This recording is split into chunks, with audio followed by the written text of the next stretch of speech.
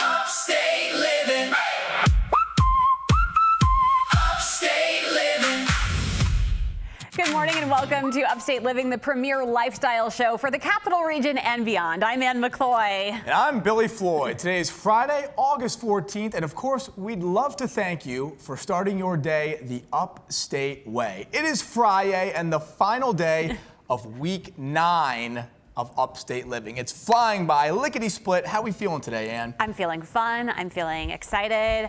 I'm so excited for our special guest today. He's got the vibes. He brings it every game on the mic, and he's bringing it here for us live in the studio on Upstate Living. So let's toss it to the Grand Margaritas Bar to say hello to our special guest of the day. Look at this 5-star fella. There he is. It's my man, Mike Falvo. The local legend is known to be the in-stadium voice of almost every team here in the Capital Region. And he's also the primetime public address announcer for the Indianapolis Clowns banana ball team. His journey is one heck of a story, and we're going to talk all about it this morning here on Upstate Living. I cannot wait. Such a great story. Plus, we will be airing part 2 of our interview with the great Josh Groban. We had the pleasure of catching up with a worldwide star ahead of his performance tonight with the Philadelphia Orchestra at SPAC. And we'll be showing you some phenomenal products you can save on that will look lovely in your kitchen. Stay tuned and check out the offerings in this week's edition of Epic Discounts. Now let's get this show on the road with our pulse. So DJ, I need it, that funky tune, cue it.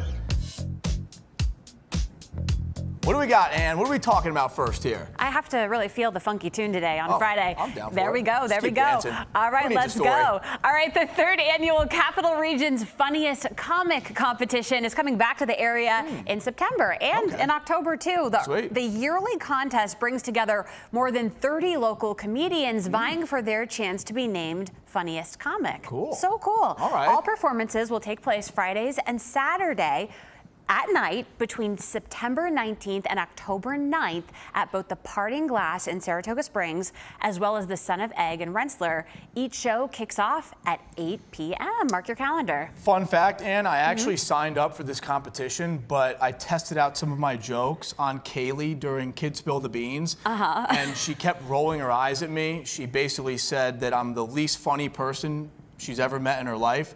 It crushed my confidence, and now I just took my name out of the list. So I will not be competing in the competition anymore. Well, Billy, I think you should think about that again. Okay. I'm going to encourage you because I think you're funny. Thank you, Ann. You're so sweet. Love you. I love you, too. I love Kaylee as well. Yeah. She put me to the test with those critiques, so maybe I have something to prove. Okay. And you just started the next trend of momentum. Thank All you, right. Ann. All Well, right. this next story is for baseball and New York Yankee fans. Yet another piece of Babe Ruth history has been undercovered in Hot Springs, Arkansas, of all places. Get a load of this. There are very few photos of Ruth growing up playing baseball, and the picture one woman found reveals a whole new youth team he played for that even historians didn't even know existed. Storm Glenn from Arkansas says she bought a box with the photo inside for just $250. Baseball historians were able to confidently say this photo of Ruth is real, and the photo, this is nuts, could be worth upwards of $4 million. Could you imagine that? You pay for a collection of photos, $250, whatever, you find Babe Ruth, and that ticket right there is $4 million.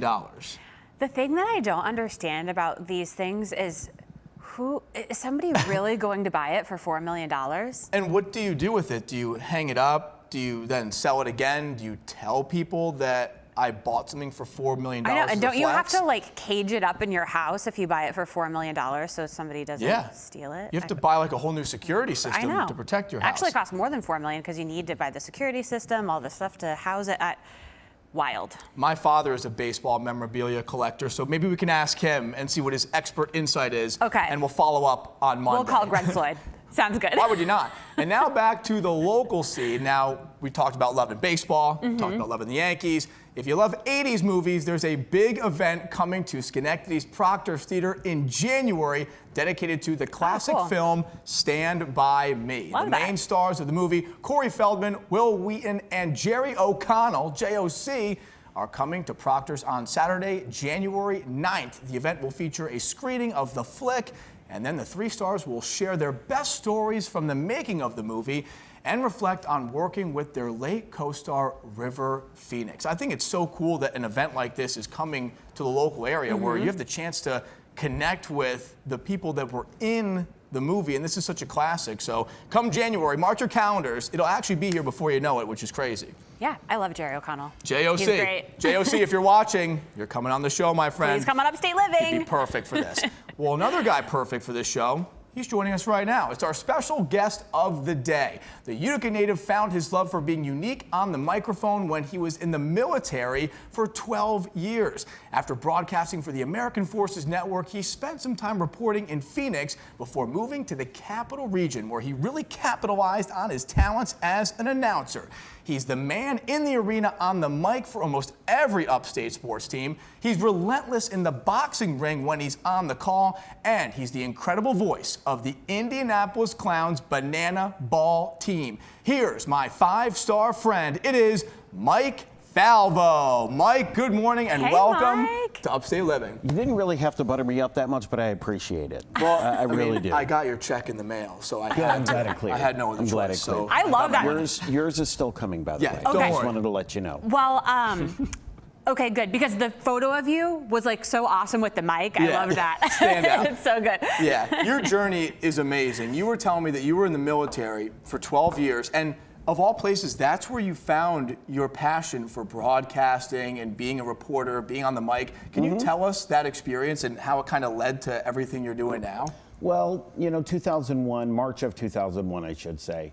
Initially joined the military, joined the Air Force, and I started off as a personnelist. So basically, if you were in the military and you wanted to re-enlist, I was basically the Air Force's HR guy, for lack of a better term. But I lucked out because one of the jobs that I had was, if you wanted a new job in the Air Force, you came to see me.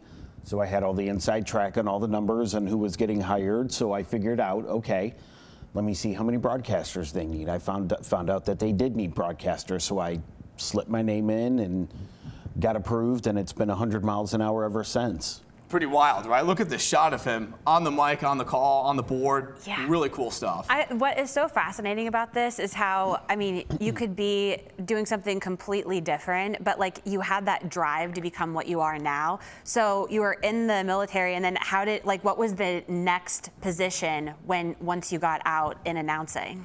Once I got out, I bounced around the news world pretty much like you guys are doing right now. I was a multimedia journalist in Phoenix, Arizona, and then we eventually moved back here to New York. And I was kind of toying with the idea of getting back into announcing because I had gotten away from it because of work and, life, so to speak.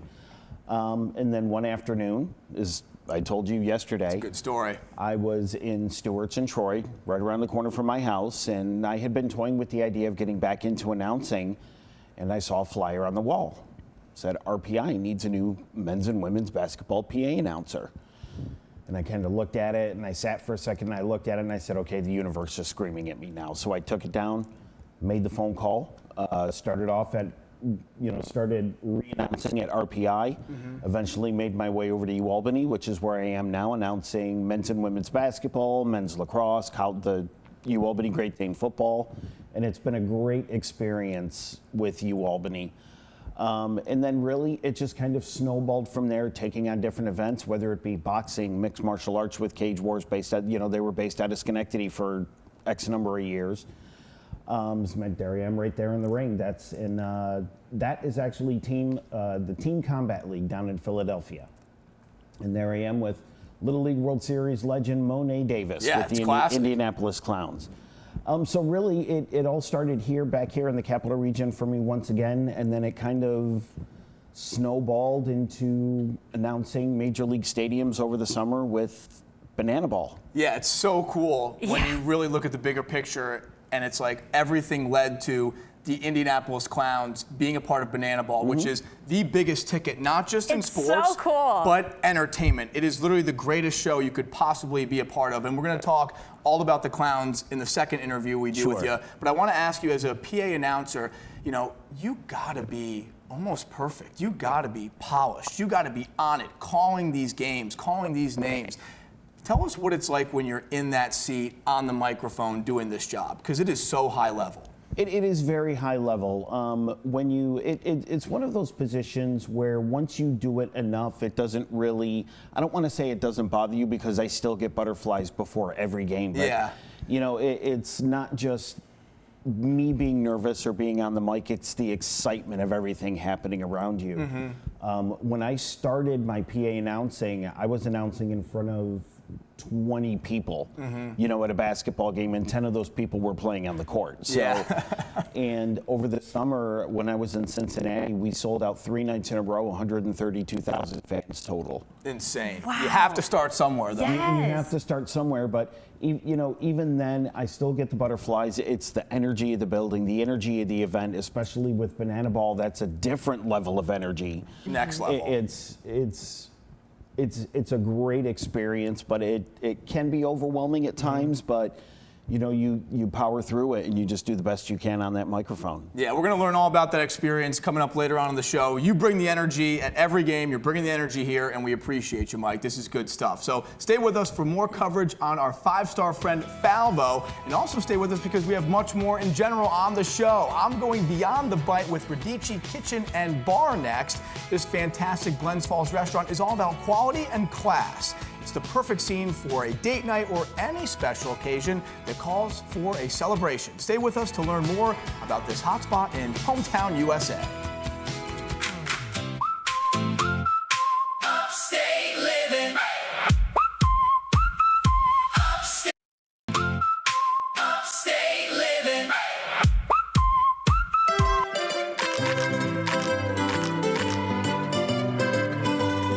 Welcome back to Upstate Living, and thank you for being here for Beyond the Bite. Today we are thrilled to feature Radici Kitchen and Bar in Glens Falls. Joining me now to talk about this spectacular spot is their executive chef, Brian Bowden, and managing partner, Carly Mankowski. Thank you both so much for going beyond the bite with us today. Thank you for having us. Yeah, thank you for having us. We're glad to be down here, and we are about 7 years into it now up in Glens Falls. We love it. I'm sure you know it's called Hometown USA. Yes. For a reason. We first started in Glens Falls just before the pandemic shutdown, so January of 2020, and then in March everything was closed. Oh. So the community in Glens Falls was super welcoming, you know, in terms of supporting Radici during that downtime of just takeout, and we made Carly and I both spent many years in Saratoga, Albany, and Troy. We were bringing our form of hospitality up to Glens Falls, and so we were just very grateful to be. While at the time it seemed super stressful, it worked out because of the community aspect of the Glens Falls area. Yeah, I'm sure that was the main reason why you went to Glens Falls, because you've heard so much about the hockey community and the fact that it's bigger than a hockey community. It's so family oriented. People love being a part of that area. I'm sure you've noticed right away, like, this is the place to be because of that genuine love, right? Yeah, it's very true. The growth in Glens Falls has been very organic. You know, there are a lot of small businesses and independent business owners, and everyone really genuinely cares about their storefront and making the city great. And, you know, many of them, you know, get involved with boards and events, and it's just, it's been, and a lot of camaraderie too between businesses, which I think is really nice to be a part of. Yeah, there's no competition. Everybody's very supportive. Everybody wants to see each other do well. Glens Falls used to be like the #1 hidden gem in the area, and now it's just like a known gem. Everybody loves it. Everybody goes to it. People travel up north from Saratoga. It's really special, and I know you have a lot of passion about it, Carly, and you work kind of in the hospitality side of things. Tell us about the hospitality side of this business. Yeah, so for Radici, you know, obviously we have the best food in town because of our chef right here. Yeah, chef. We always say to our team, you know, our job in the front of the house is just kind of match that level of food with our service, and it's very guest forward. We like to get to know everyone's names, you know, their favorite seat in the restaurant. You just kind of go above and beyond and get to know everyone. You know, it's really about studying your guests as they come in. A happy birthday and a happy anniversary, all of those things. It matters. It goes a long way to make sure you're taking notice of those little notes here and there. One of the touches I really like is that Carly will go to some of the other local businesses, for example, and get a gift for a couple's anniversary or a birthday. Yeah. So, you know, and again, it's that camaraderie and that hometown feel that we just love being a part of. It's very on brand for Radici because you're all about class. With the elegance, it's a nice dinner scene, you know, open from 5 to 9, a lot of wines, great seafood, great meats. What do you love about that type of atmosphere, Brian? The fact that it's very classy and elegant and dinner oriented. I think at this point in my career, it's more about training or showcasing some of our team's talent, which is really important to us as well. It's an open kitchen, so you can watch the chefs at work. Cool. In tandem with the front of the house, and it's just the dynamic is spectacular. So before we wrap this up, I want personal recommendations. I know you might have a lot of favorites, but let's say I've never been before and I want to know what to get. I always like to ask the expert. So let's go Carly first. What am I getting? Oh dear. Well, halibut ceviche, everyone knows, is one of my personal favorites, but I don't think you can go wrong with one of our house-made pastas. Actually, the spaghetti carbonara is probably one of my favorite dishes. It's authentic. It's a true Roman carbonara, guanciale, egg yolk, black pepper. Yeah. It's definitely a stellar dish. Sometimes when I'm talking food, I start to lose focus because I start envisioning it. My mouth gets watery. I'm still here, though, kinda. Brian, what's your recommendation? When you enter the restaurant, you will see we have a large chalkboard, which we showcase our features every day. They change almost daily, depending on what comes through the door from farmers and our specialty purveyors. So I would look right at that feature board. You can't go wrong. Can't go wrong with anything here at Radici Kitchen and Bar. Carly, Brian, thank you so much for going beyond the bite with us here on Upstate Living. Thanks for having us. Okay, and when we come back from the break, Ann and I will be talking with the all-time great Josh Groban. The first half of our conversation was featured on the show last week, and now we're presenting part 2 to you this morning. Shout out to Josh for hanging with us ahead of his performance this evening at SPAC with the Philadelphia Orchestra. What a legend. Upstate living. Upstate living. Welcome back to Upstate Living. It was just last week when Billy and I got a chance to talk with Josh Groban ahead of his performance at SPAC tonight with the Philadelphia Orchestra. We were beyond thrilled to have him on our show before his show. If you tuned in to Upstate Living last week, you might have seen part 1 of our chat with the great Groban. And now, here's part 2. Take a look. Have you spent any time in this area, in the Albany, New York, Saratoga Springs area? Absolutely. Well, first of all, I've been touring there my whole life. I've spent a lot of time living in New York City, and so all the time I would drive up or fly up, and we'd go upstate. And I've got a lot of friends who live in Albany and Buffalo and Saratoga, and so it's been a place that I've gone both for work and for play my whole life. Yeah, whenever I hear your voice, I take myself back to when I was a kid, and I grew up in this area. My whole life is the Capital Region. My mom and I, my sister, we would listen to your music, and it's amazing that you've continued this longevity for as long as you have. And whenever we get the opportunity to talk to someone like you who has really done something so special with their life, I always want to take the time to ask you, what would be your piece of advice to that young kid listening to you when they're a youngster? How do you really know what you wanted to do, and what would you say to them if they're thinking like, you know, I like this guy as an artist, I love his music, maybe one day I want to do this too and really make something in my life. Maybe they don't want to even be a musician, they just want to grow and become like you have. What would you say to a kid like that? That's a great question, and first of all, thank you for your kind words about that. But honestly, like whenever I get to talk to young people, whether in the arts or otherwise, but I talk to a lot of young artists, I talk to a lot of young singers who kind of don't know, and they only see the finish line. You might see what a career looks like 25 years down the road. But what they don't see is they don't see all the swings and misses. They don't see all the times where you tried and had to get back up. They don't see all the times where you were really scared about what was next and you had to figure it out using your own instincts. It's very easy to try and, copy someone that that you like because there's safety in that. And I always say that whoever's out there, you're a one of one, that we need unique voices. And sometimes it can be scary to write your own playbook, either in art or in business or anything else. But if you can find the thing that makes you unique, nobody can compete with you. And so be brave enough to share what your unique voice is with the world. And 25, 30, 40, 50 years later, hopefully you can be in a place where that bravery means that you can tell other young people to be brave as well. Josh, bangers. Love it, man. Such good advice. And I was reading a little bit about you. I want to make sure I have the story straight. So how did you get your start? How did you get discovered? I was reading it had something to do with David Foster, but I want to hear from you.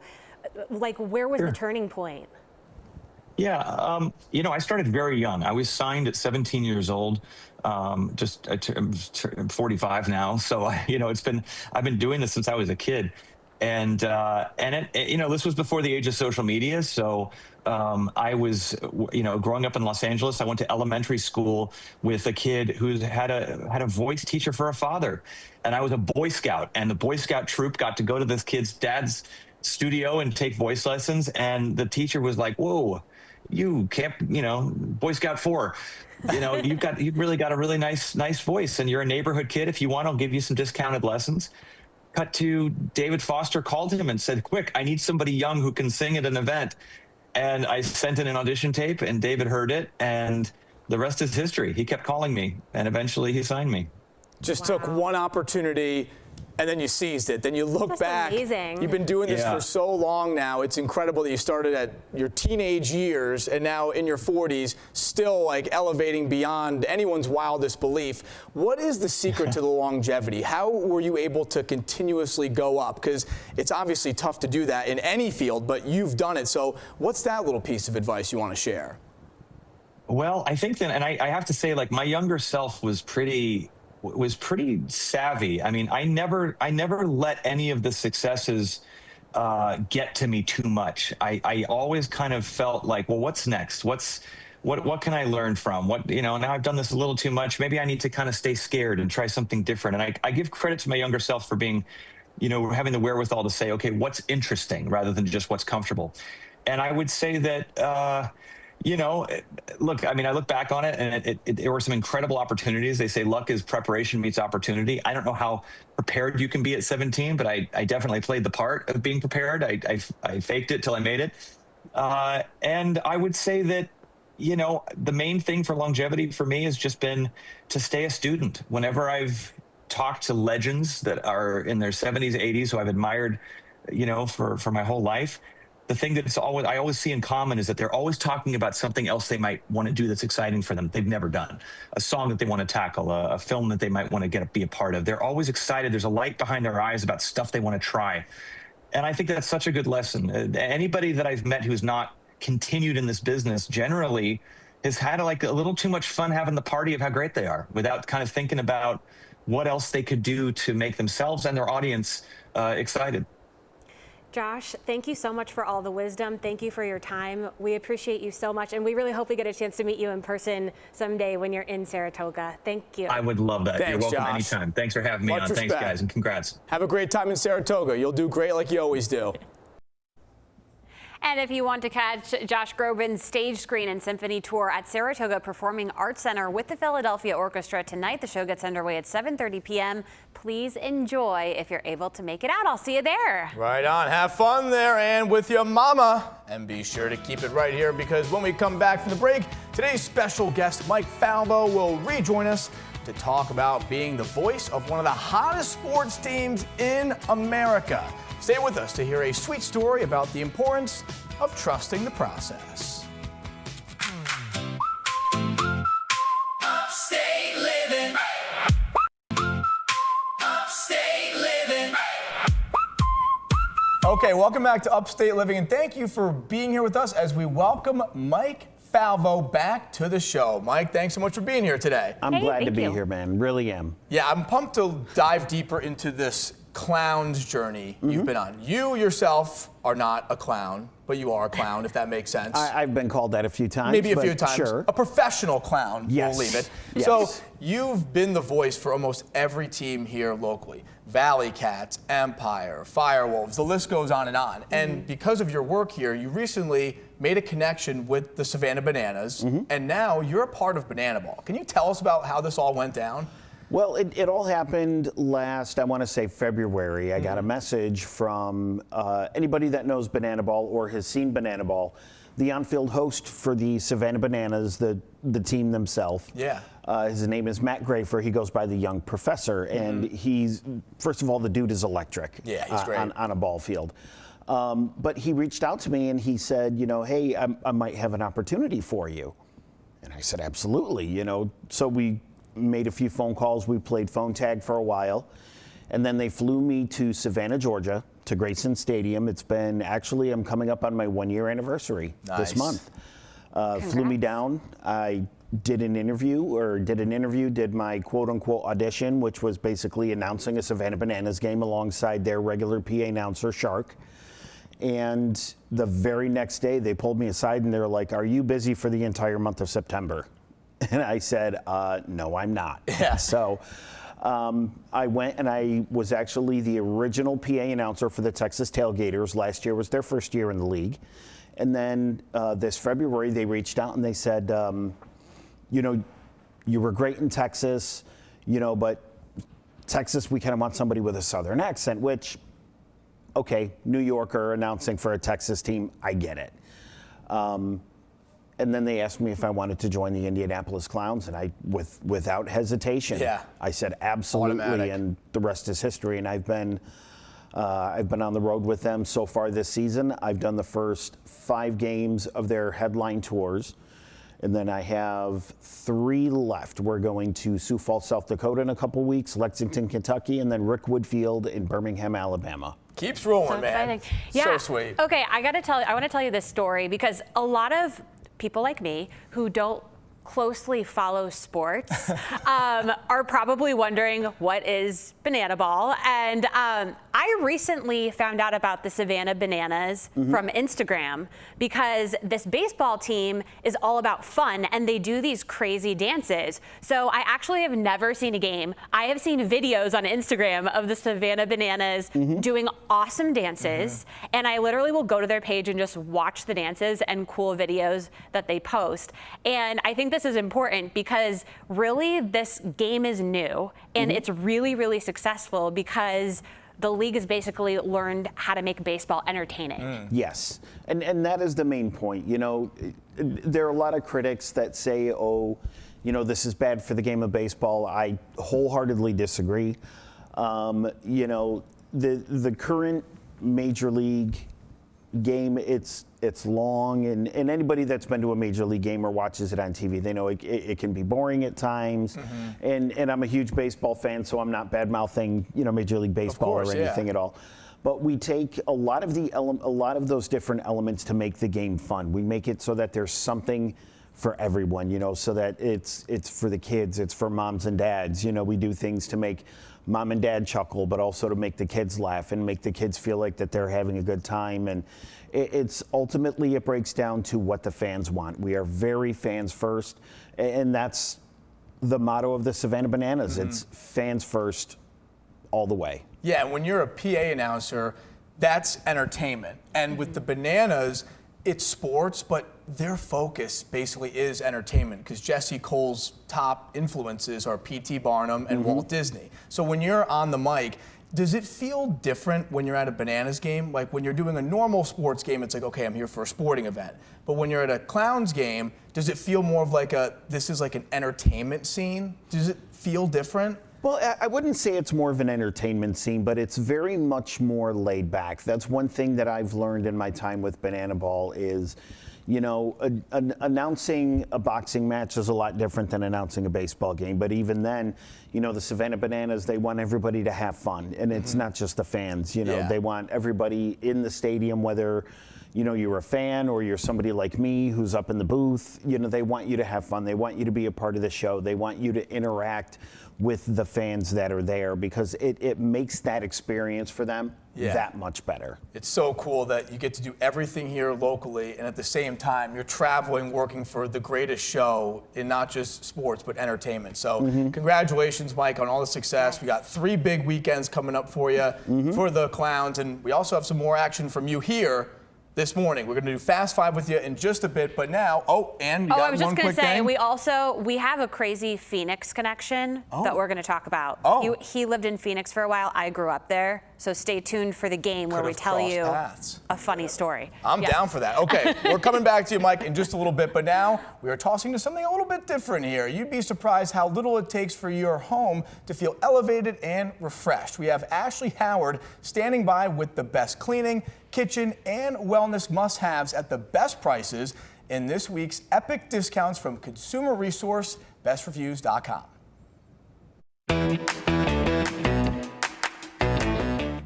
Everyone, and welcome to Epic Discounts by bestreviews.com. I'm Ashley Howard. Now, before we start, take out your phone and scan the QR code on your screen because we are ready to save big, and you don't want to miss what we have lined up for you today. So let's kick things off with the Meretba Bread Maker. If you've ever wanted to make your own homemade bread without all the work, this is it. From classic white bread to gluten-free, there are settings for every kind of loaf. And it even makes jam. All you have to do is add your ingredients, choose your crust, and let the machine do the rest. No kneading, no guesswork, just fresh, delicious bread anytime you want it. And take it from someone who cannot stay away from carbs. You need this. Now, if you also need coffee first thing in the morning, then you'll want the Keurig K-Elite single-serve coffee maker. It's so easy to use. Just choose your brew size from 8 to 12 ounces, pop in a K-cup, and go. That's it. A fresh cup of coffee in under a minute. My coffee lovers, this is the secret to a happy morning, I'm convinced. So if it sounds good to you, you gotta get it. Next, relax with the Renpho Iris 3 Eye Massager. Think of it as your personal spa right from the comfort of your own home. It features gentle pressure and vibration that massages your eyes to reduce eye strain, tension, and stress. It also offers gentle heat and cooling options, which are perfect after a long day or night before bed. And it has built-in Bluetooth speakers, so you can relax to your favorite music or guided meditation. It's foldable, portable, and makes a great gift for anyone needing a break. And lastly, the Shark Navigator Lift Away Upright Vacuum. I love this. Its powerful suction tackles pet hair, dust, and debris on every floor type. HEPA filtration locks in allergens, while the lift-away design lets you easily clean stairs, upholstery, and hard-to-reach spots. It's lightweight, includes all the attachments you will need, and it's easy to store. All right, let's take one last look at today's products, helping you save money. Head to epicdiscounts.com or scan the QR code to scan, shop, and save with Epic Discounts by Best Reviews. And Best Reviews is owned by our parent company, Nexstar. You can find more on the products and where to buy them on our website, news10.com. And stay with us because when we come back from the break, Ann and I will be chilling by the lake in our Adirondack chairs to discuss our weekend plans and some activities you could get involved in too if you're still looking for something to do. It's the Upstate Escape. Upstate Living.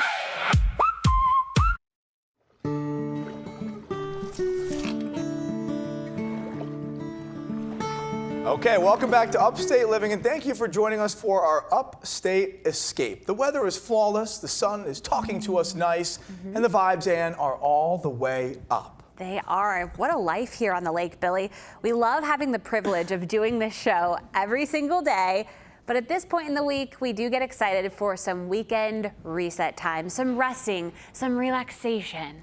I'm down. Who says no to that? You are absolutely correct, Ann. So with that being said, what are your moves looking like this weekend? What are you up to? Well, I have a jam-packed weekend. Ooh, okay. It's actually, it's tonight. Is Tonight? today Friday?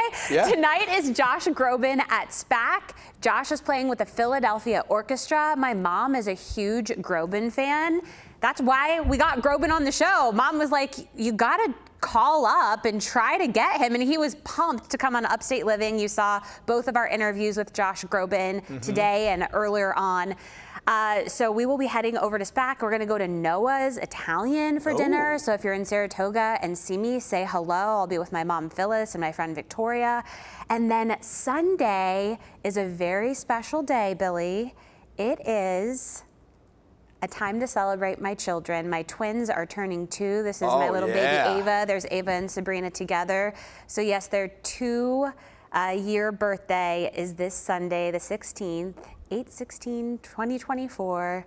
And there's my little babies dancing earlier this week. I thought I would share this to just look at those celebrate moves. How adorable they are. But yes, they love to dance. Professional, and they're just my like your joy. mom. Yes, my mom is, used to teach ballroom dancing in Los Angeles for years and years. And we think that Sabrina may have the gene, so.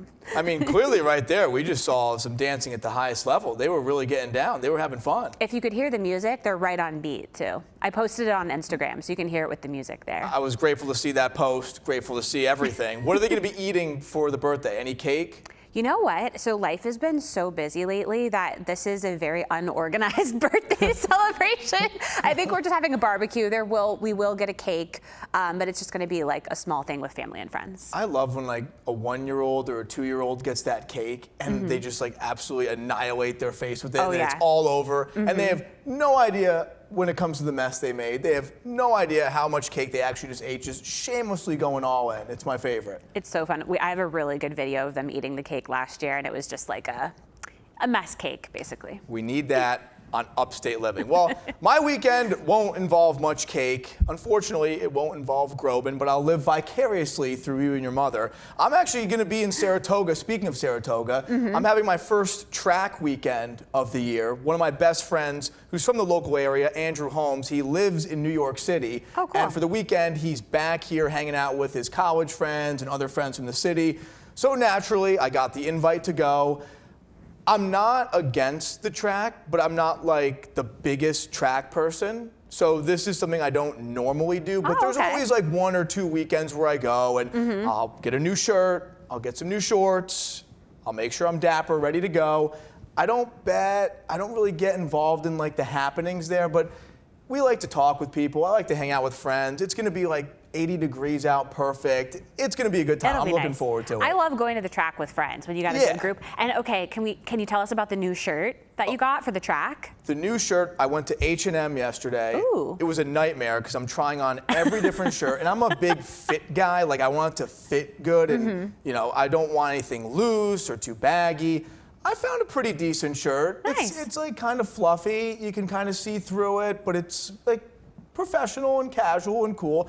I'll show you some pictures and you can give me your Anne's Finds review on it. Okay, great. Yeah, I just love hearing where men shop because I find it very hard to find like places to buy men's clothing. So I need all of your I need Anne's Finds to come with me to find the fashion next time. I will go. You got the invite. All right. All right, we're going to talk about what's happening around the Capital Region this weekend. Tomorrow, the Liberty Ridge Farm hosting a Sunflower Festival. We told you about this in yesterday's Pulse as well. So there are the dates. It gets underway tomorrow morning at 11 a.m. and goes until 7 p.m.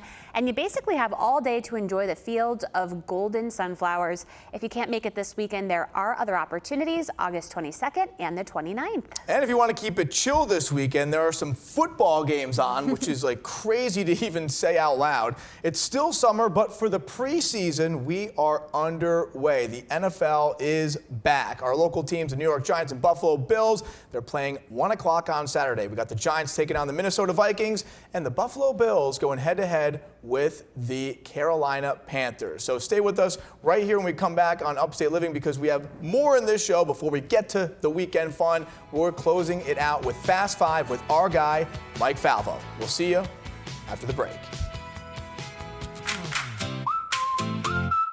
Upstate Living. Upstate Living.